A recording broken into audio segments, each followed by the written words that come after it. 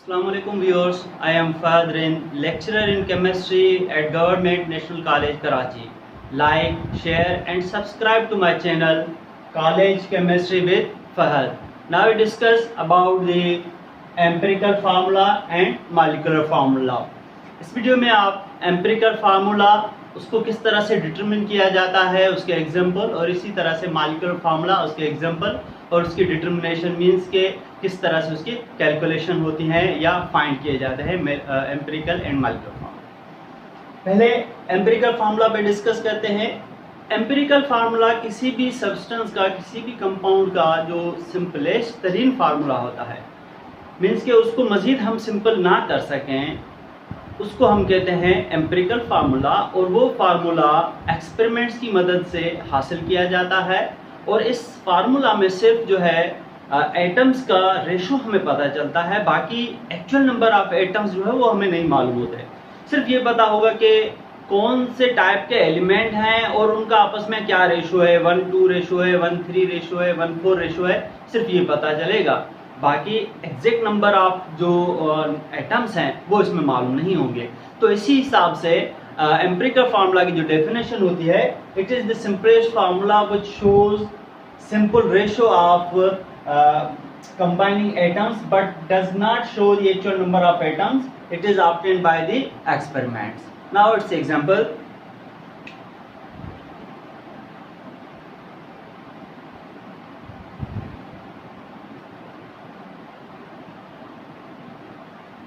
For example एक compound है जिसके अंदर सिर्फ दो एलिमेंट है, कार्बन और हाइड्रोजन, और दोनों 1:1 रेशो में हैं, C1H1।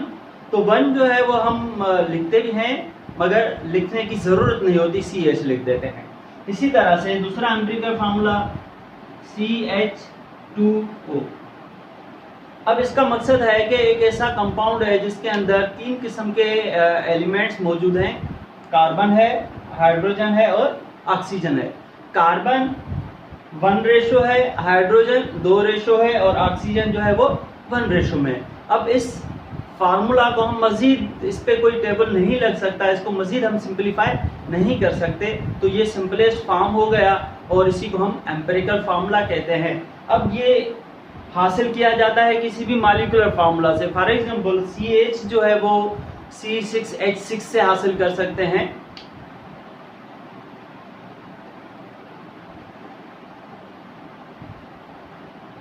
अब C6H6 में 6 कार्बन है, 6 का टेबल दोनों पे लगेगा, तो C1H1 में सिंपलेस्ट हो जाएगा। मजीद इसको हम सिंपल नहीं कर सकते, तो ये होगा एम्पिरिकल फार्मूला और ये कहलाएगा इसका मॉलिक्यूलर फार्मूला। अब लाजमी नहीं कि C6H6 हो, C5H5 से भी CH एम्पिरिकल फार्मूला बनेगा। इसी तरह से CH2O,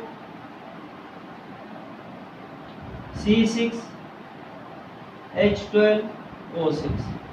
ऐसा कोई कंपाउंड जिसमें कार्बन और ऑक्सीजन के एटम्स जो है वो इक्वल हो और हाइड्रोजन एटम उससे डबल में हो, तो उसका एम्पिरिकल फार्मूला बनेगा CH2O। तो इसी हिसाब से ये सिंपलेस्ट फॉर्म हो गया एम्पिरिकल फार्मूला, और ये उसका हो गया मॉलिक्यूलर फार्मूला। एम्पिरिकल फार्मूला को हम E.F से भी शो करते हैं एम्पिरिकल फार्मूला, और मॉलिक्यूलर फार्मूला को MF से। अब ये जो CH2O है ये C4H8O4 से भी हासिल किया जा सकता है। तो सिर्फ एम्पिरिकल फार्मूला देख के हम नहीं बता सकते कि ये किस कंपाउंड का जो है एम्पिरिकल फार्मूला है वो, क्योंकि उसमें एग्जैक्ट नंबर ऑफ एटम्स जो है वो मेंशन नहीं होते। Next one.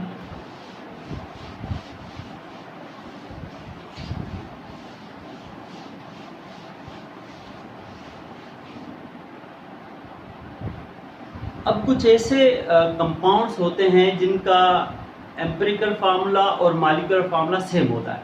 अब मॉलिक्यूलर फार्मूला हम कहते हैं कि ऐसा फार्मूला जिसमें एग्जैक्ट नंबर ऑफ एटम्स हमें मालूम हो, उसको हम कहते हैं मॉलिक्यूलर फार्मूला। उसमें रेशो के साथ साथ एटम्स की टोटल तादाद भी मेंशन होती है, तो उसको हम मॉलिक्यूलर फार्मूला कहते हैं। अब कुछ ऐसे कंपाउंड्स हैं जिनका एम्पिरिकल और मॉलिक्यूलर फार्मूला सेम होता है।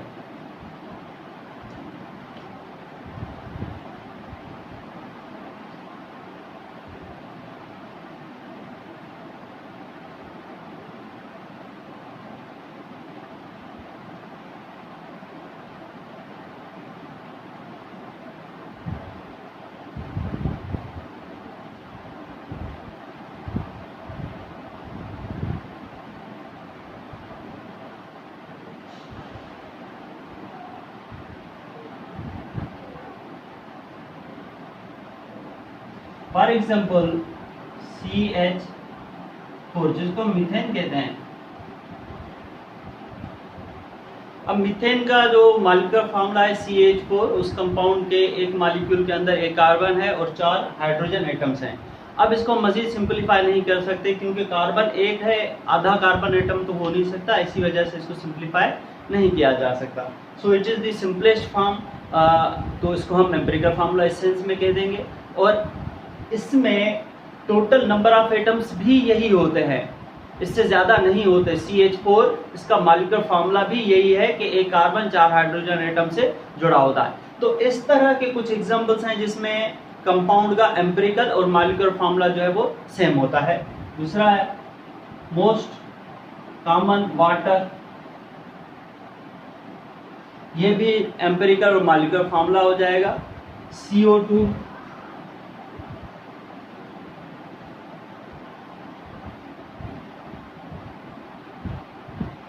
Carbon dioxide gas.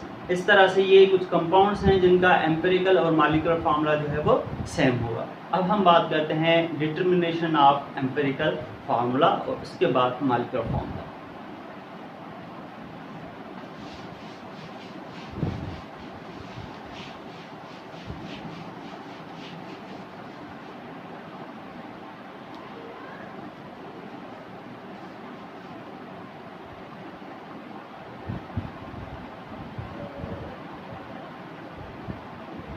Now the determination of empirical formula.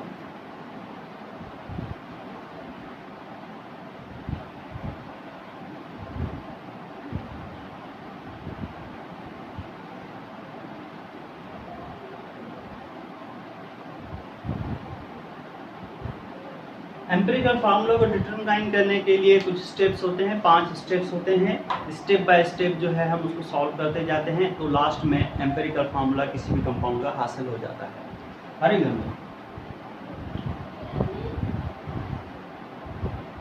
Step number 1 के एलिमेंट का जो टाइप है वो मालूम होना चाहिए कि एलिमेंट किस किस्म के हैं, कि कार्बन है, हाइड्रोजन है, मैग्नीशियम है या कोई और एलिमेंट है। तो ये जो स्टेप होता है ये एक्सपेरिमेंट के बगैर तो मालूम नहीं हो सकता, इसी वजह से ये स्टेप एक्सपेरिमेंट की मदद से हासिल किया जाता है। Type of element. दूसरा होता है कि उन एलिमेंट्स जो हैं उनका मासेस क्या है, उसके लिए नेक्स्ट स्टेप होता है masses of element.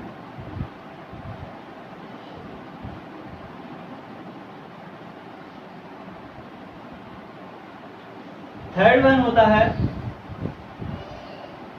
Percentage of the element, के एलिमेंट की क्या परसेंटेज है उस हवाले से कि कितने परसेंट वो एलिमेंट उस गिवन सैंपल के अंदर मौजूद है।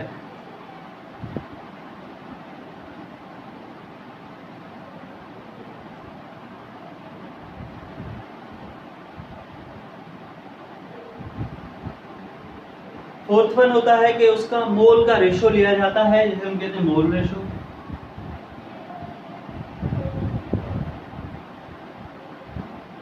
फिफ्थ स्टेप जो लास्ट स्टेप होता है, जो मोल रेशो हम कैलकुलेट करेंगे, फाइंड करेंगे, उनको सिंपलेस्ट फॉर्म में ले जाएंगे, तो जिसको हम सिंपल मोल रेशो कहते हैं। अब जो टाइप ऑफ एलिमेंट और मासेस ऑफ एलिमेंट हैं, इसमें से टाइप ऑफ एलिमेंट तो एक्सपेरिमेंट से लाजिम ही बताया जाएगा, और मासेस ऑफ एलिमेंट जो हैं वो कंपाउंड के फॉर्म में अगर बता देंगे तो एलिमेंट का मास फाइंड करेंगे, अदरवाइज एलिमेंट का मास जो होगा वो गिवन होगा, क्योंकि वो एक्सपेरिमेंटल पार्ट है, थ्योरेटिकली उसको हम फाइंड नहीं कर सकते। तो ये जो 2 पॉइंट्स हैं experimental based.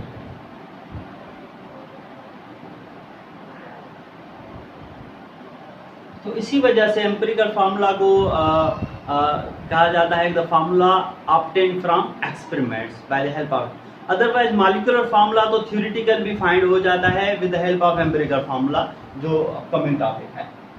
Percentage of element, percentage of element के हवाले से बात करें कि परसेंटेज हम कहते हैं कि per means within, cent means 100। किसी भी चीज़ को 100 हिस्सों में तकसीम करने को हम कहते हैं कि वो उसकी परसेंटेज है। और परसेंटेज जब ली जाती है तो वो इक्वल होती है कि जो भी गिवन वैल्यू है उसका कोई भी यूनिट हो, डिवाइड करेंगे टोटल वैल्यू से और मल्टीप्लाई कर देंगे 100 से। तो यहाँ पे एलिमेंट की परसेंटेज है तो गिवन जो वैल्यू होगी वो गिवन मास ऑफ एलिमेंट होगा divided by total mass. Total mass का मकसद कि सैंपल का मास हो जाएगा और मल्टीप्लाई 100। हम लिखेंगे percentage is equal to given mass और मास ऑफ सैंपल कह दें या टोटल मास, क्योंकि जनरली टर्म जो है टोटल मास यूज होता है, और उसको मल्टीप्लाई कर देना है 100 से। तो इसी तरह से ये परसेंटेज भी सिंबल है और इसकी मदद से हम परसेंटेज फाइंड करेंगे कि वो एलिमेंट उस कंपाउंड में कितने परसेंट मौजूद है। परसेंटेज की मदद से सिर्फ परसेंटेज नहीं मालूम की जाती, इसके अलावा गिवन मास भी हम मालूम कर सकते हैं, टोटल मास भी हम मालूम कर सकते हैं। सिर्फ उसमें क्या करेंगे कि इस फार्मूला को हम रीअरेंज करेंगे। फार्मूला, किसी भी फार्मूला को रीअरेंज करने का आसान तरीका ये होता है कि जो भी सिंबल इक्वल की एक साइड में मल्टीप्लाई में है तो वो अगर दूसरी साइड में जाएगी तो वो डिवाइड में हो जाएगी और प्लस वाली सिंबल माइनस में। इसी तरह से माइनस प्लस में हो जाएगा और डिवाइड जो है वो मल्टीप्लाई में हो जाएगा। उसके बाद मोल रेशो। मोल रेशो जो है वो बराबर होता है, मीन्स के फाइंड किया जाता है उसके अंदर परसेंटेज ऑफ एलिमेंट जो हमने थर्ड स्टेप से हासिल की, डिवाइडेड करेंगे एटॉमिक मास।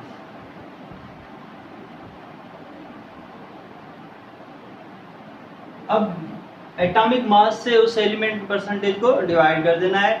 अब इसमें कुछ स्टूडेंट्स ये गलती कर देते हैं कि फॉर एग्जांपल वाटर है, वाटर में परसेंटेज निकाल रहे हैं या मोल रेशो निकाल रहे हैं तो परसेंट ऑफ एलिमेंट उसकी लिख के स्टूडेंट जो है हाइड्रोजन जो है वाटर में 2 होते हैं तो 2 से डिवाइड कर दे। 2 से नहीं करना बल्कि हाइड्रोजन के एटम के मास से उसको डिवाइड कर देना है जो कि 1 होता है।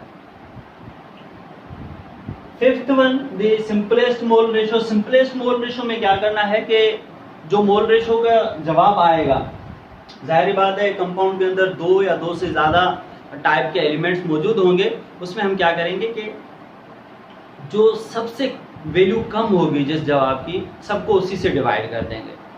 जिस जवाब की मोल रेशो की वैल्यू कम होगी सबसे, सब वैल्यू को, हर वैल्यू को उसी वैल्यू से डिवाइड कर लेंगे तो वो कहलाएंगे सिंपलेस्ट मोल रेशो।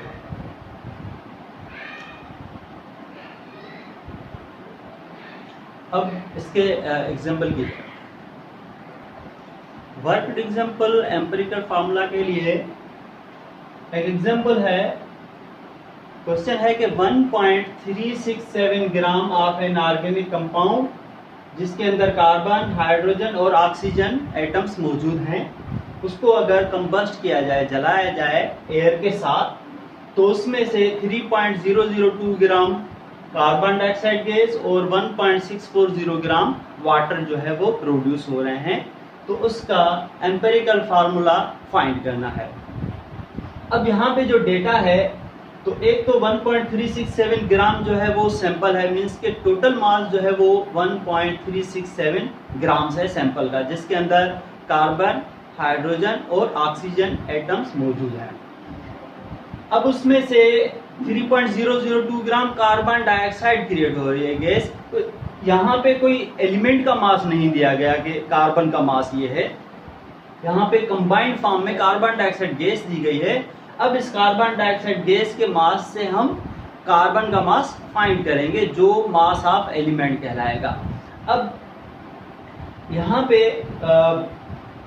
और इसके साथ साथ 1.640 ग्राम जो हैं वाटर के जो हैं वो भी क्रिएट हो रहे हैं। अब वाटर की मदद से हम हाइड्रोजन का मास जो है वो मेजर करेंगे और कार्बन डाइऑक्साइड की जो हेल्प है उससे हम कार्बन का मास लेंगे, जबकि ऑक्सीजन का मास जो होगा वो हम डायरेक्ट नहीं ले सकते क्योंकि ऑक्सीजन दोनों में मौजूद है, तो वो हम परसेंटेज में डिफरेंस लेके ऑक्सीजन की परसेंटेज कैलकुलेट कर लेंगे। अब इसके सॉल्यूशन की तरफ बढ़ते हैं कि सॉल्यूशन में अब हमारे पास कार्बन डाइऑक्साइड है जिसमें से कार्बन का जो मास है वो हमें फाइंड करना है। और उसके पास जो है वाटर है जिसमें से हाइड्रोजन का मास। अब देखना यह है कि कार्बन डाइऑक्साइड का मॉलिक्यूलर मास जो है वो है 44 AMU।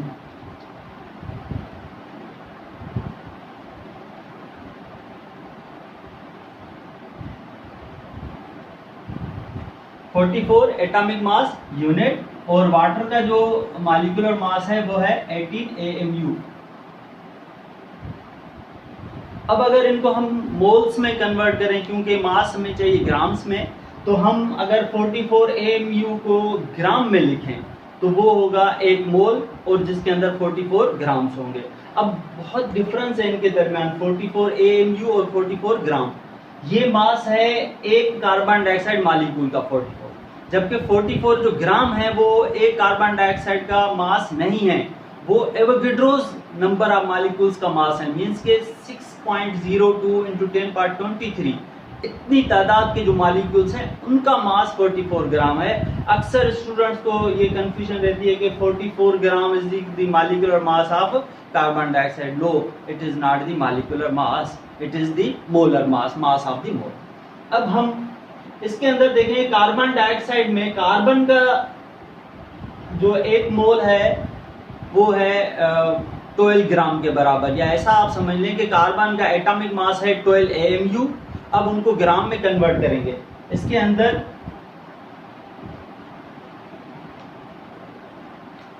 कार्बन जो है वो 12 AMU है, और वाटर के अंदर 2 हाइड्रोजन है। एक हाइड्रोजन का एटॉमिक मास 1 AMU होता है, तो हाइड्रोजन का यहाँ पे 2 AMU है। ये हाइड्रोजन का एटॉमिक मास नहीं है, ये जो 2 हाइड्रोजन आ रहे हैं H2, तो इधर मैं क्लियरली लिख सकता हूं कि 2H एटम जो है उसका मास 2 AMU है। अब इनको हम कन्वर्ट करेंगे ग्राम में। अब इससे ये जाहिर हो रहा है कि 44 अगर हम ग्राम करें तो उसमें से 12 ग्राम कार्बन होंगे, 18 ग्राम पानी के लेंगे तो उसमें से 2 ग्राम हाइड्रोजन गैस के उसके अंदर मौजूद होंगे। तो अब सिंपलिसिटी के लिए हम क्या करेंगे, कन्वर्जन मेथड जो है इस पे अप्लाई करेंगे। अब कन्वर्जन मेथड किस तरह से है, वो chemistry introduction and fundamental terms जो है मेरे इस चैनल पे लेक्चर मौजूद है, उसमें कन्वर्जन मेथड डीप में एक्सप्लेन किया गया है। सिंपलिसिटी के लिए थोड़ा सा मैं यहाँ पे आपको बताता हूँ कि किस तरह से वो फॉलो किया जा रहा है। अब मास ऑफ कार्बन हमने फाइंड करना है। अब गिवन क्या है, हमें कार्बन डाइऑक्साइड का मास है, तो पहले हम कन्वर्जन में मास जो गिवन होता है वही लिखते हैं। कार्बन डाइऑक्साइड का मास है 3.002 ग्राम कार्बन डाइऑक्साइड गैस। अब इसको डिवाइड करेंगे,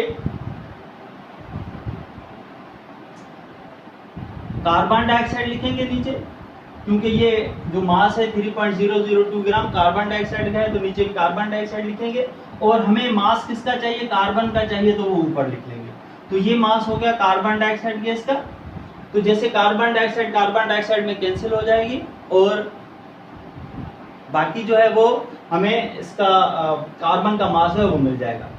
अब ये रिलेशन देखेंगे कि 12 ग्राम कार्बन के 44 ग्राम जो है कार्बन डाइऑक्साइड उसके अंदर मौजूद होते हैं। तो हम लिखेंगे यहाँ पे 44 और यहाँ पे लिखेंगे।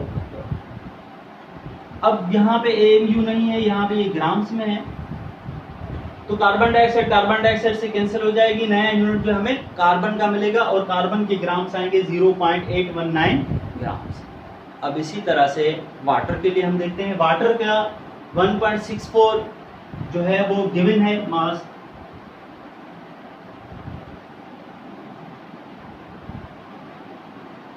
और नीचे हम H2O लिखेंगे और ऊपर हाइड्रोजन लिखेंगे।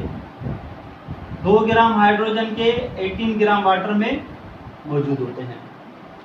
वाटर के 18 ग्राम में 2 ग्राम हाइड्रोजन होते हैं। इसको जब हम सॉल्व करेंगे तो ये इसका जवाब आएगा 0.18 ग्राम। किसके, ये मास ऑफ हाइड्रोजन आ गया।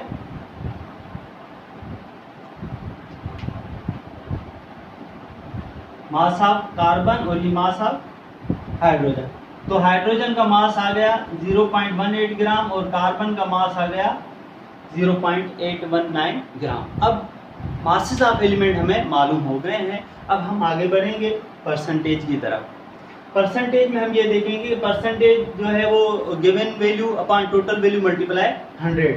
अब कार्बन का जो मास है वो कितना है 0.819 ग्राम। ये तो कार्बन डाइऑक्साइड का है, ये नहीं लिखना हमें, हमें मास ऑफ कार्बन लिखना है। तो 0.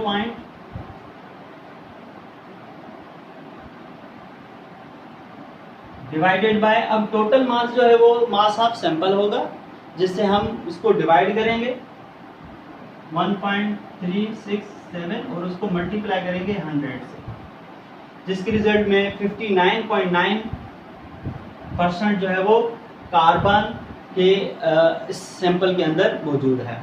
इसी तरह से अब हम हाइड्रोजन के लिए हम क्या करेंगे कि हाइड्रोजन का मास लिखेंगे।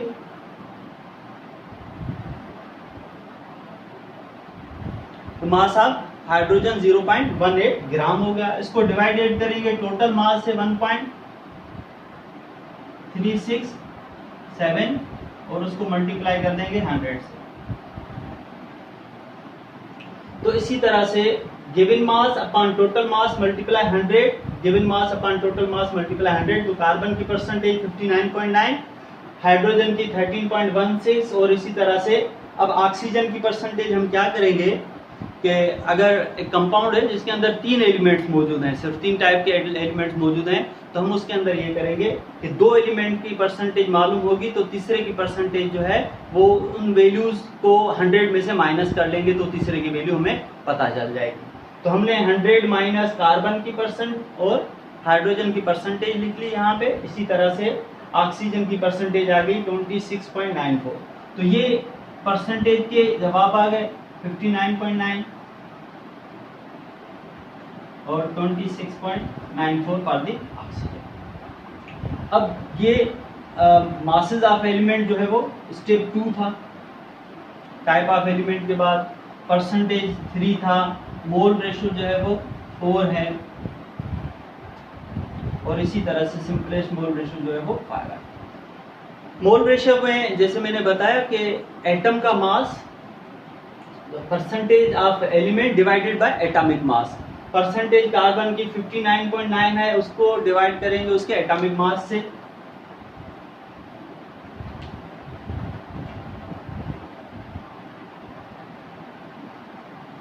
कार्बन का एटॉमिक मास 12 AMU है, तो इधर लिखेंगे 12, तो इसका जवाब आएगा 5। इसी तरह से हाइड्रोजन की परसेंटेज 13.6, तो हाइड्रोजन का एटॉमिक मास 1 है, तो इसको डिवाइड करेंगे 1 से तो वही जवाब आएगा। इसी तरह से ऑक्सीजन की हम लेंगे जो मोल रेशियो 26.94, उसको डिवाइड करेंगे ऑक्सीजन एटॉमिक मास 16, तो उसका जवाब आ जाएगा 1.68।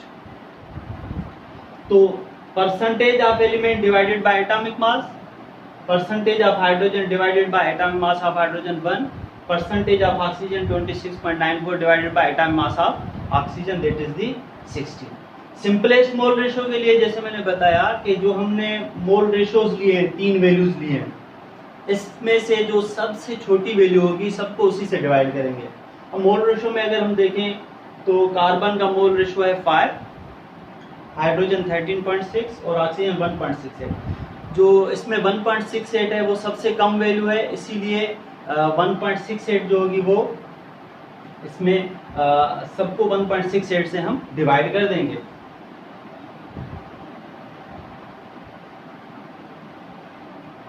और इसमें हम करेंगे 13.6 डिवाइडेड बाय 1.68 और इसमें भी हम करेंगे 1.68 डिवाइडेड बाय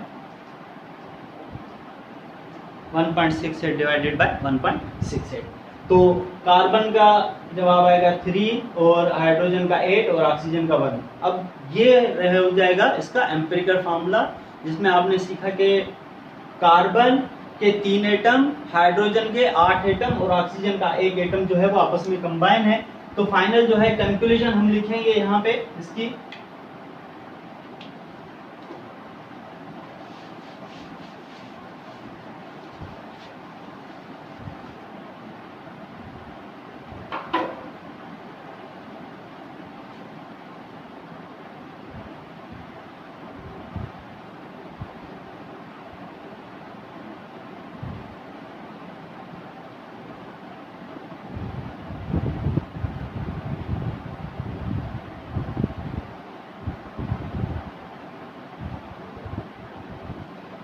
कार्बन 3 है तो C3, हाइड्रोजन 8 है तो H8 और एक ऑक्सीजन। तो ये हो जाएगा empirical formula of the given compound, जिसको आपने मुख्तलिफ स्टेप से क्रॉस करके हासिल किया।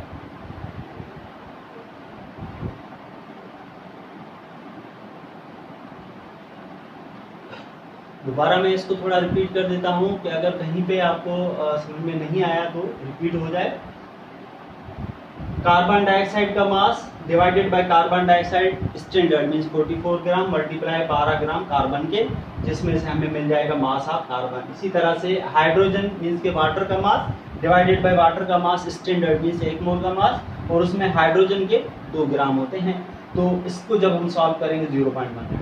उसके बाद परसेंटेज की बात करते हैं तो परसेंटेज मींस के given value upon total value. Given value means carbon के gram 0.819 divided by mass of the sample means total gram 1.37। इसी तरह से हाइड्रोजन 0.18 डिवाइड करेंगे 1.367, और इसी तरह से जो इनकी परसेंटेज आएगी वो टोटल 100 में से माइनस करेंगे तो थर्ड ऑक्सीजन की परसेंटेज हमें मालूम होगी। मोल रेशो में जो परसेंटेज आई है उसको डिवाइड करेंगे एटम मास। कार्बन में कार्बन का एटॉमिक 12 है मास, तो उसको 12 से डिवाइड करेंगे, हाइड्रोजन में 1 से और ऑक्सीजन में 16 से डिवाइड कर देंगे। और इन तीनों में से जो सबसे छोटी वैल्यू होगी उसी से सब वैल्यूज को डिवाइड कर देंगे मींस मोल रेशो वाली वैल्यूज को। इसी तरह से हमने 5 को डिवाइड 1.68, इसको 1.68 से डिवाइड इसको भी, तो जवाब आया कार्बन 3, हाइड्रोजन 8 और ऑक्सीजन 1। इसी तरह से एम्पिरिकल फार्मूला हो गया C3H8O। अब इसको मजीद हम सिंप्लीफाई नहीं कर सकते क्योंकि ऑक्सीजन 1 है, उसको ब्रेक करेंगे तो आधा आइटम पॉसिबल नहीं। अब इस टॉपिक के बाद हम मूव करते हैं जो नेक्स्ट टॉपिक है मॉलिक्यूलर फार्मूला।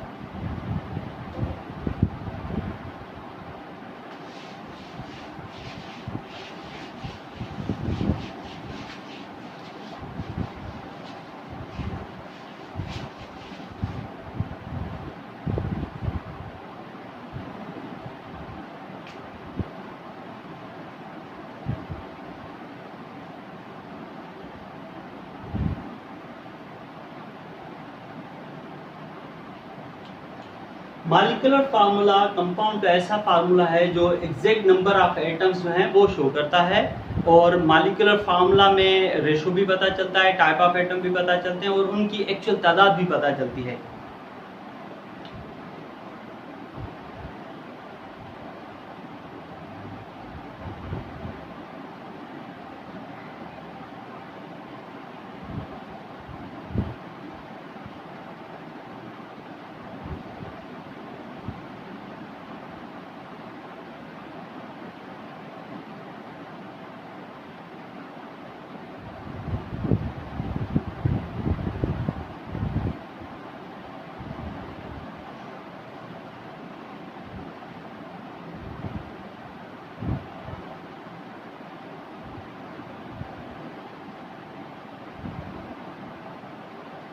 इसमें एक्चुअल नंबर ऑफ एटम्स भी जो है वो मालूम होते हैं। एग्जांपल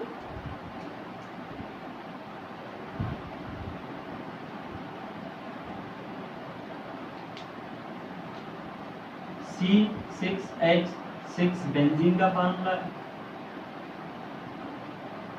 ये मॉलिक्यूलर फार्मूला है क्योंकि इसको हम सिंपलीफाई कर सकते हैं। जब सिंपलीफाई करेंगे तो 6 से डिवाइड करेंगे मींस के दोनों पे एक ही टेबल लग रहा है, 6 का टेबल लगाएंगे तो C1H1 हो जाएगा। मगर ये इसमें actual number of atoms express हो रहे हैं तो ये हो जाएगा इसका मॉलिक्यूलर फार्मूला।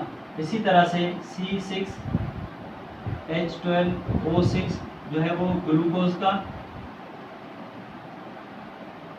या फ्रक्टोज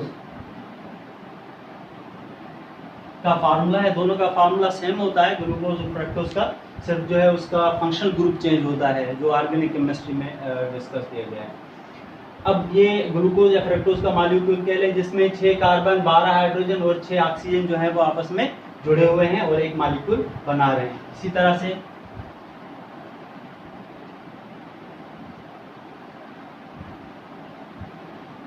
शुगर का फार्मूला C12H22O11 ऑक्सीजन 11 है।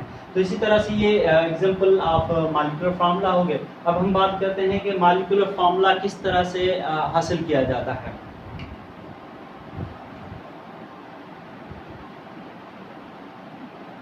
Formula for molecular formula.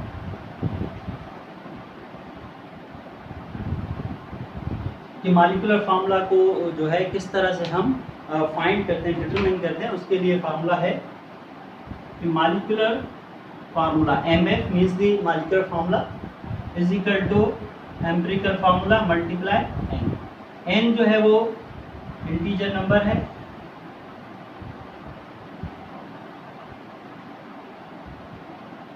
जैसे 1 2 3 4 5 6 इस तरह से। अब इसमें से हम n की वैल्यू भी फाइंड कर सकते हैं इसी फार्मूला को अगर हम रीअरेंज करें। अगर n मालूम करना है तो n इसके साथ एम्पिरिकल फार्मूला के साथ मल्टीप्लाई में है, तो जब भी मल्टीप्लाई वाला टर्म इक्वल की दूसरी साइड जाता है तो वो डिवाइड में कन्वर्ट हो जाता है। तो हम लिखेंगे, तो एक फार्मूला ये हो गया, इसको रीअरेंज करेंगे n is equal to molecular formula divided by empirical formula. और अगर मॉलिक्यूलर फार्मूला का मास हमें पता है और एम्पिरिकल फार्मूला का मास हम कैलकुलेट कर लें तो उनके मासेस से भी n की वैल्यू जो है वो फाइंड की जा सकती है कि मॉलिक्यूलर फार्मूला का मास डिवाइडेड बाय एम्पिरिकल फार्मूला का मास, उसकी मदद से हमें n की वैल्यू मिल जाएगी। अब इसका एक एग्जांपल है, वो किस तरह से करते हैं।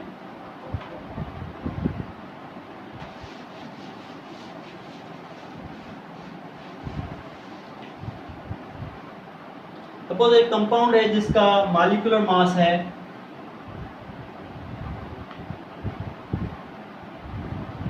180 AMU, क्योंकि मॉलिक्यूलर मास ग्राम में हम नहीं लिखेंगे, मोल का जो मास है वो ग्राम में लिखेंगे। और उसका एम्पिरिकल जो फार्मूला है वो हमें गिवन है CH2O। अब अगर कहा जाए find molecular formula of compound,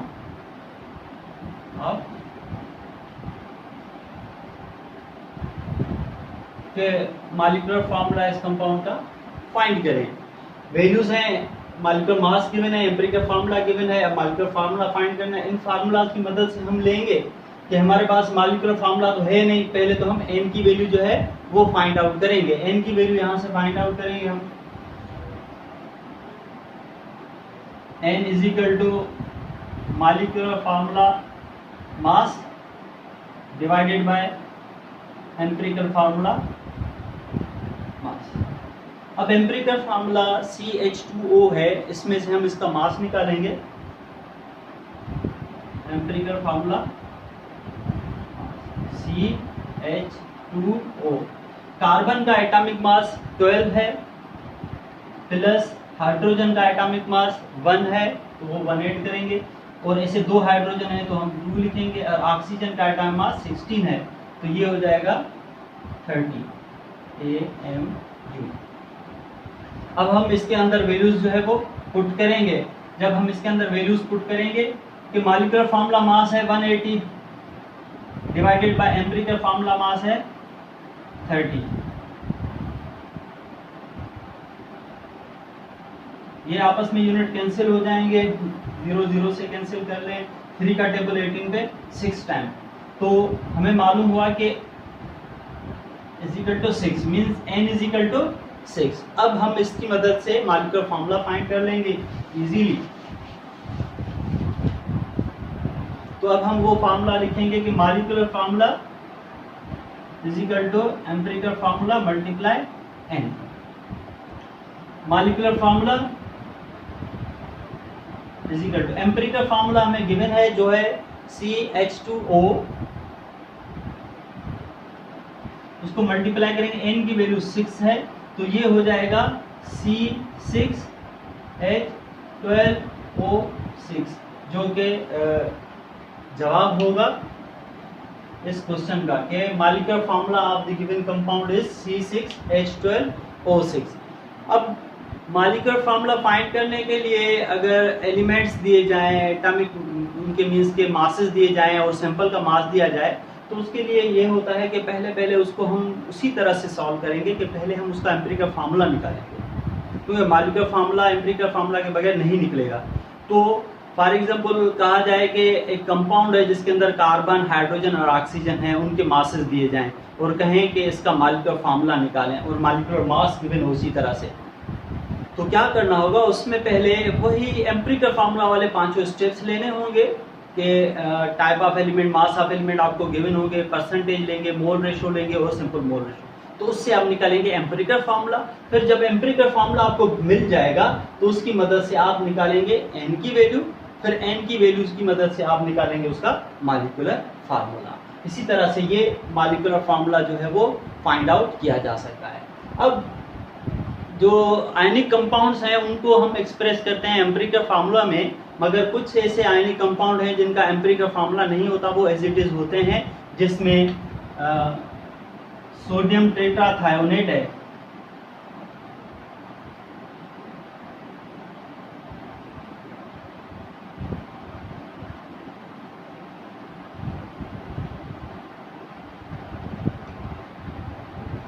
तो इसको अगर सिंपली हम देखेंगे 2, 4, 6 तीनों पे 2 का टेबल लग रहा है, इसको NaH2O3 लिखे, मगर ऐसा पॉसिबल नहीं होता क्योंकि केमिकली ये ऑब्जर्व किया गया है कि सल्फर और ऑक्सीजन आपस में कोवेलेंटली जुड़े हैं और फिर इन सोडियम और सल्फेट के दरमियान जो है वो टेट्राथायोनेट के दरमियान एक आयनिक बॉन्ड्स जो हैं वो मौजूद हैं।